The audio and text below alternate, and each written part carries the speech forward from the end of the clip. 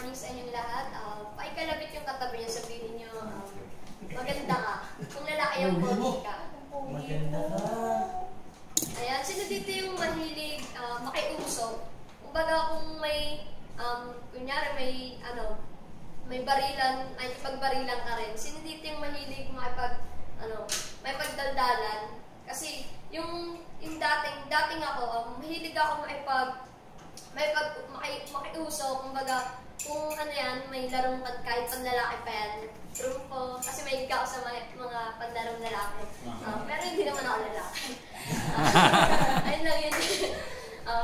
Mahilig ako makipaglaro ng holen sa mga lalaki. Kahit babae, may mga kalaro rin ako. Yung mga mahilig sabayan kahit kanino, dahil sinusunod nila yung galaw ng mundo eh. May verse ako dito na pinangahawakan. Sabi dito sa Romans 12:2, do not conform to the pattern of this world, but be transformed by the renewing of your mind. Then you will be able to test and approve the God's will is. His good, pleasing, and perfect will. So, my point number 1 ako dito, do not allow the world.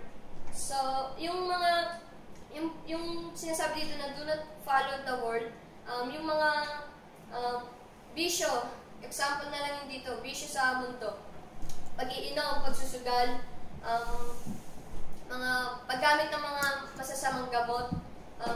Ayun, example na lang nun kasi alam naman natin na ikasasama natin pero ginagawa pa rin natin. Dati akong ganun, kumbaga yung dating ako, umiinom ako dati. Kahit na ayaw ng magulang ko, nagtatago ako para lang makapag-inom. Kasama ko mga barkada ko. And point number 2, change the way you think.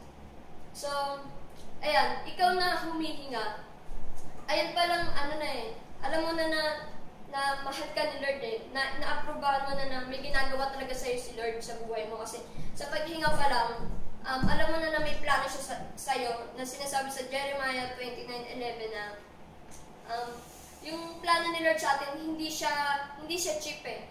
Yung plano niya sa atin na may kinabukasan, may magandang patutunguhan talaga. So ini-encourage ko lahat ng mga hindi pa nakakilala kay Lord na gusto rin magbago, gusto rin makisama sa mga disciple ni Lord.